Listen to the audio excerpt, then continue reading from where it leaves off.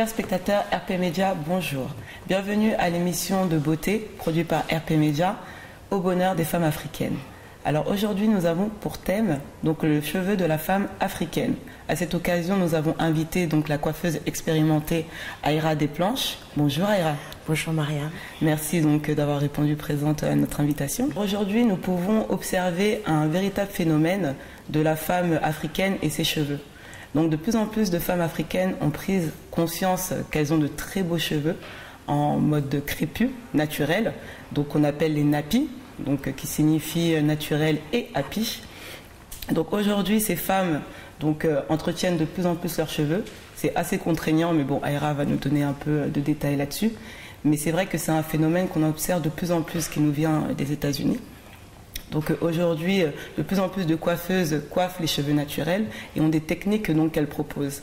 Donc avant de commencer là-dessus, nous allons demander à Aïra Desplanches de se présenter et de nous expliquer un petit peu son parcours, parce qu'elle a un parcours assez atypique. J'ai obtenu mon bac pro en restauration, j'ai fait ce métier-là pendant 10 ans. Ensuite, je me suis réorientée vers la coiffure. La coiffure, j'ai toujours eu un pied dedans. Depuis que je suis adolescente, dès que j'ai réussi à faire quelque chose avec à manipuler les cheveux. Et pendant tout au long de ma carrière, même quand j'étais en restauration, j'aidais à coiffer ou je coiffais. Mais je n'étais pas professionnelle. Depuis maintenant 5 ans, je suis coiffeuse professionnelle. Voilà. Donc ça fait 5 ans que vous êtes coiffeuse. Voilà. D'accord. Donc comment est venu le déclic ? De passer de la restauration à la coiffure, c'est spécial quand même. Oui, à un moment j'ai eu un ras-le-bol au niveau de la restauration. Je ne gagnais plus aussi bien. Et même sur le long terme, je ne me voyais pas finir ma vie dans la restauration. Et comme naturellement j'allais vers la coiffure, je me suis dit pourquoi pas devenir professionnelle.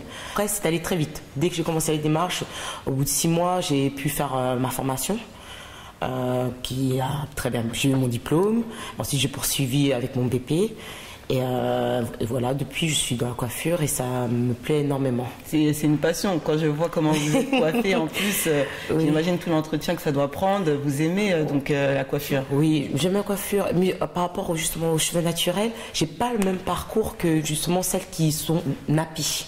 Parce que quand j'entends la majorité de mes clientes, quand on parle de ce fameux retour à naturel, très jeunes, on leur a défrisé les cheveux.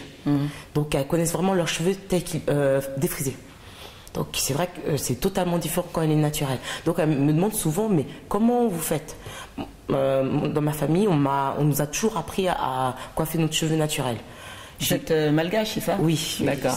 Je suis malgache. Et donc automatiquement, on nous a appris à coiffer notre cheveux tel qu'il était. Et j'ai déjà défrisé mes cheveux à 18 ans, parce que je voulais être comme la fille sur la boîte, comme nombreuses. Ouais, comme nous toutes. Oui, mais sauf que ça a tenu 6 mois. Après, tous mes cheveux sont tombés. Et ma mère, à l'époque, elle m'avait dit, voilà, tu voulais avoir les cheveux lisses, tu les as eus. Donc, du coup, j'ai dû tout couper. Donc, j'ai fait mon fameux Big Shop à l'âge de 18-19 ans. Big Shop, qu'est-ce que ça veut dire? Big Shop, c'est le fait d'enlever toute la partie défrisée. D'accord. Ce que j'ai remarqué, c'est que justement, la première chose que les clientes demandent, c'est comment j'apprivoise ma chevelure. Je pense que l'étape numéro 1, c'est d'abord de l'aimer. Parce que je rencontre beaucoup de personnes qui reviennent, enfin beaucoup, je ne pourrais pas dire de pourcentage, mais beaucoup de personnes qui reviennent au naturel, mais dans leur façon de parler de leurs cheveux, elles disent que des choses négatives. Elles ne se rendent pas compte de tout ça. Donc en général, je leur demande d'abord, acceptez votre cheveu, il faut que ce soit votre propre décision, et sachez que votre cheveu, vous en faites ce que vous souhaitez, ce que vous en voulez. C'est pas parce que c'est à la mode de revenir naturel que automatiquement il faut que vous reveniez au naturel. Il faut accepter ça. Et une fois que vous avez accepté ça, votre image avec les cheveux afro, ça va très vite. Donc là, on est en train de parler du coup du phénomène naturel, oui. Effectivement. Parce que c'est vrai qu'il y en a de plus en plus, les femmes, qu'ils arrêtent de se défriser, qu'ils arrêtent les tissages. Donc la femme noire commence à aimer son cheveu. Mais il faut savoir quand même que le cheveu afro est l'un des cheveux les plus compliqués, les plus difficiles à entretenir, parce qu'il se casse en 1000 morceaux s'il est mal entretenu. Donc on a le cheveu le plus fragile comparé à la japonaise par exemple qui a le cheveu le plus fort. Donc c'est vrai que pour entretenir et avoir de beaux cheveux, il faut vraiment y aller, il faut être courageuse et avoir effectivement les bons produits à disposition. Donc là du coup, pour que les cheveux poussent et voir la beauté du cheveu afro, qu'est-ce qu'il faut faire? Alors, tout va se jouer dans les routines capillaires. Alors une routine capillaire, qu'est-ce que c'est? Oui. C'est des habitudes qu'on va avoir par rapport à son cheveu, au niveau des shampoings, des soins. En tant que coiffeur, on va leur donner des éléments pour entretenir leurs cheveux. Par exemple, l'élément de base, souvent on me dit oui, le cheveu afro, ça se démêle pas, on se bagarre avec le peigne. Il faut savoir qu'il faut avoir une bonne méthode. Une routine capillaire, c'est des bons gestes et des bons produits. Et moi, je conseille d'utiliser le shampoing traitant avec l'après-shampoing ou le soin, soit la même marque, même gamme. Comme ça permet de savoir que c'est cette gamme qui va ou qui ne va pas. Parce qu'on a tendance à vouloir mélanger. Par exemple, j'ai un cheveu qui est sec et il est cassant. Je vais mélanger, je vais prendre un shampoing pour cheveux secs et je vais prendre un soin pour cheveux cassants. C'est une erreur parce que au final, on ne saura pas qu'est-ce qui a fonctionné, qu'est-ce qui n'a pas fonctionné. Mais vous alterner. Alors cette semaine, je fais mon shampoing pour cheveux cassants. La fois suivante, je ferai pour nourrir mes cheveux. Je pense que c'est ce que je conseille à mes clientes. Et pour l'instant, j'ai eu de bons retours par rapport à ça. Alors, le shampoing nettoyant. Shampoing nettoyant. Douceur. Douceur. Le shampoing traitant. Shampoing traitant. Selon nos besoins. Et l'après-shampoing en fonction du shampoing. D'accord. Ouais. Et le masque, du coup, c'est quand? Le masque, on peut le faire après. Donc, on le fait après l'après-shampoing. Voilà. D'accord. Et après ça? Après, on rince. Et tout dépend de comment vous souhaitez vous coiffer vos cheveux. Si par exemple vous voulez raviver vos boucles, voilà, j'ai mon cheveu comme il est, je vais utiliser un lait parce que ça va me permettre de redéfinir mes boucles et de les hydrater. Je vais avoir un effet naturel. Par contre, si par exemple je souhaite les lisser, j'utilise un thermoprotecteur avant. Et pour hydrater, je vais plus privilégier soit une crème, soit un sérum pour hydrater.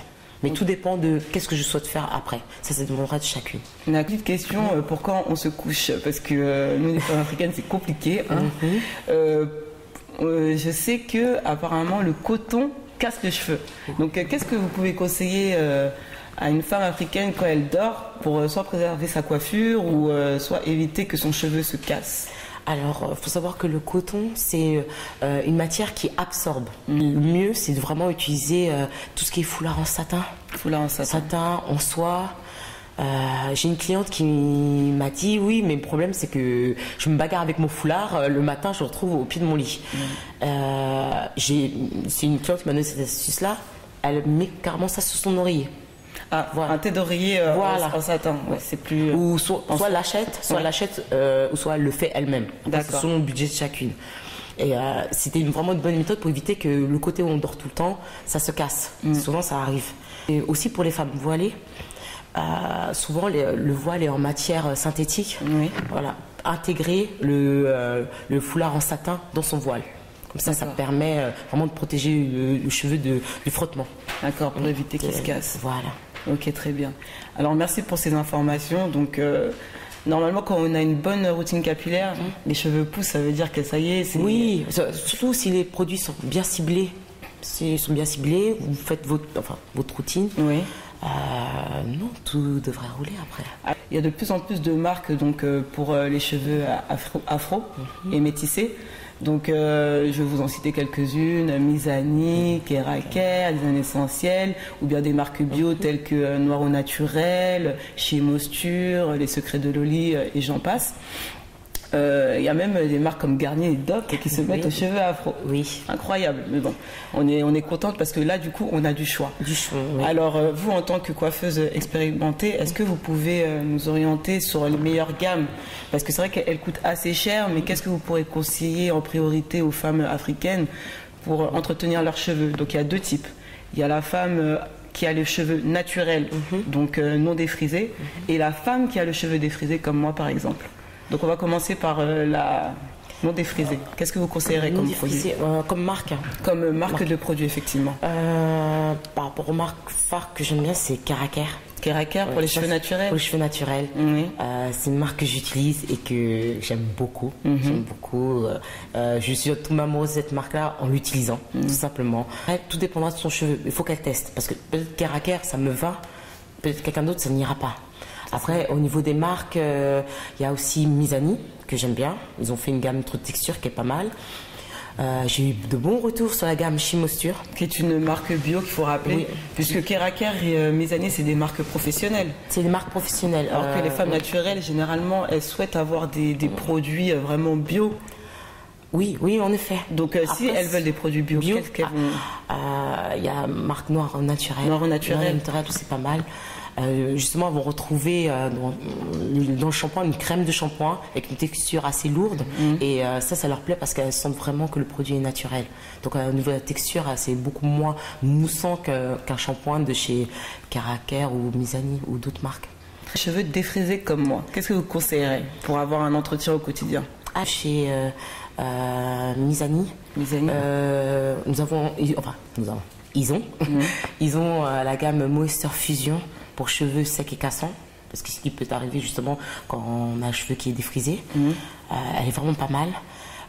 Et quand on a un problème de cheveux secs, ils ont la gamme Supremol.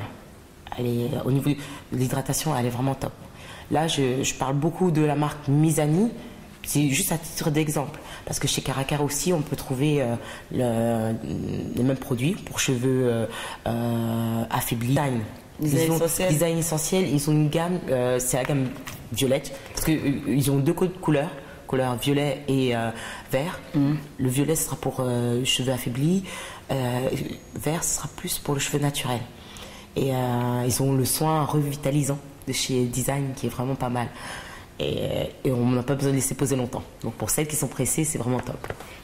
Pour une routine capillaire de base, alors je conseille souvent de commencer par avant le shampoing, faire un masque de nuit si on a un cheveu cassant ou un bain d'huile si on a un cheveu sec.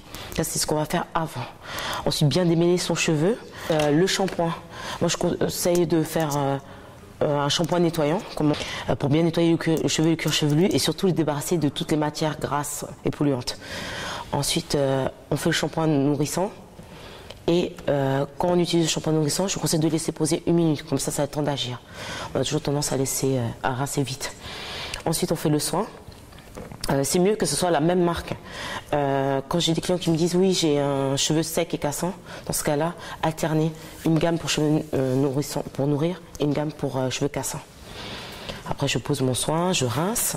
Tout dépend une fois que vous avez rincé votre cheveu, tout dépend de ce que vous souhaitez faire. Si, comme Mariama, vous avez les cheveux courts et défrisés, il faudra utiliser la mousse wrap avec ce type de brosse qui va vous permettre de bien plaquer vos cheveux et le foulard.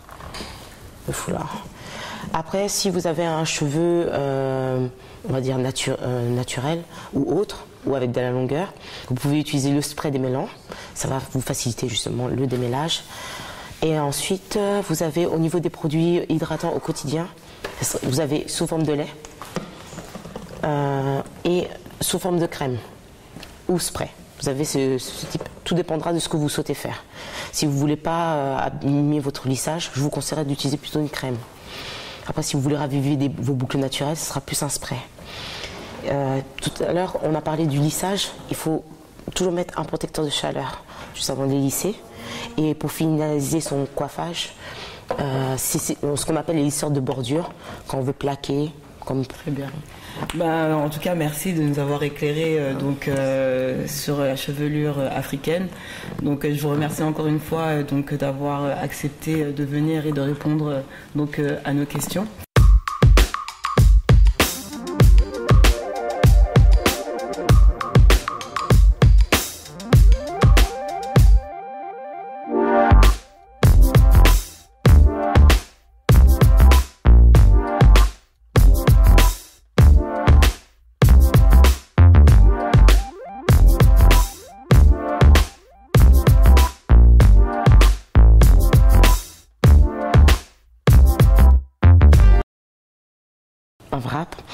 qu'est-ce que c'est le wrap? Le wrap, c'est une technique de coiffage.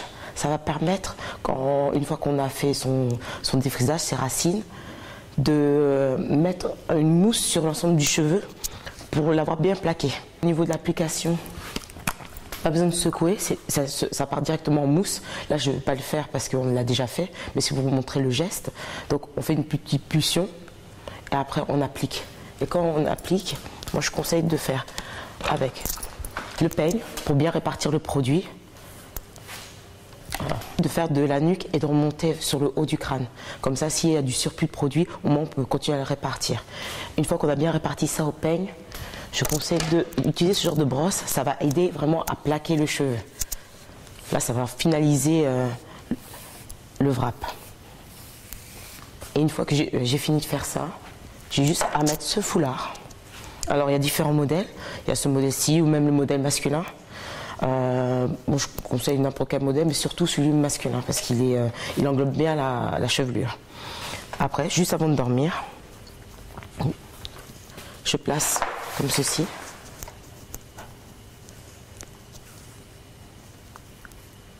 Quitte à bien, même si ça ferme les oreilles, c'est pas grave. Donc le cheveu est bien mis sous le filet. Ça c'est le système du wrap. Ça c'est le système du wrap. Alors ça sert à quoi en fait finalement? Le wrap, ça va permettre de plaquer les endroits où on ne va pas forcément réussir à mettre le fer pour le coiffer. Au moins on a déjà une base de travail.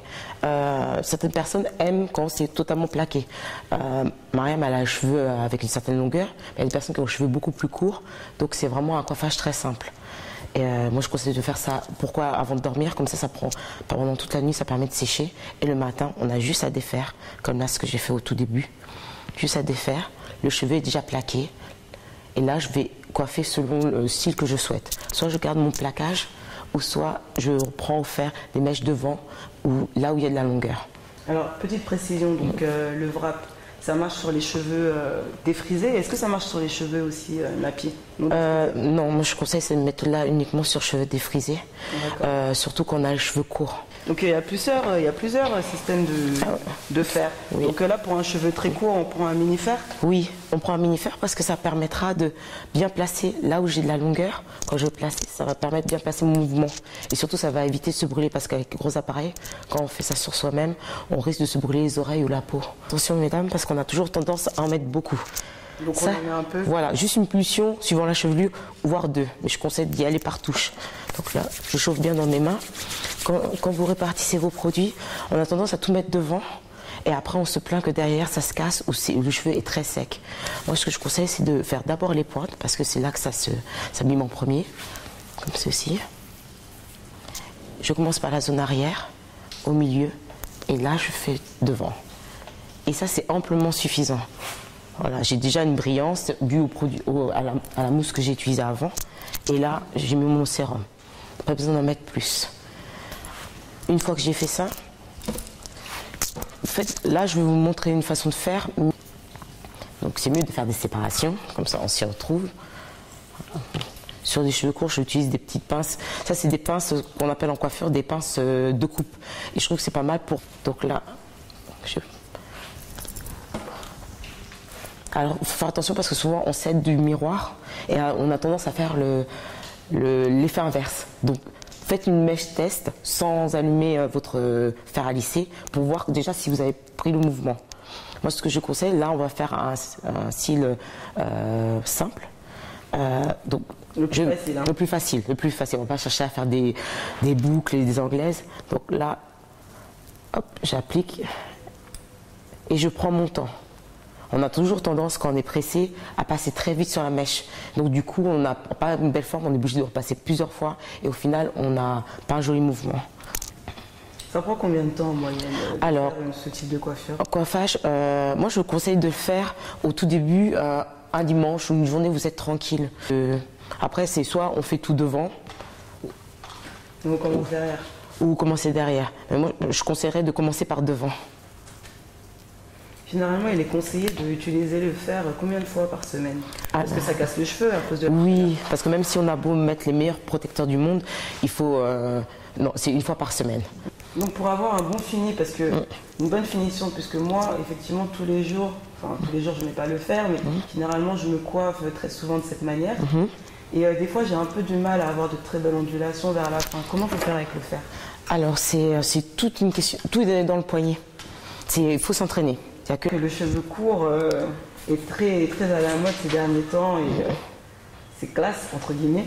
Oui. Mais c'est vrai que pour un entretien de la coiffure du cheveu court, il faut souvent couper, faire les contours ou... Alors déjà, surtout quand on a un cheveu défrisé, faut faire les racines régulièrement. En général, les personnes font les racines tous les 3 à 4 semaines, suivant comment le cheveu pousse vite.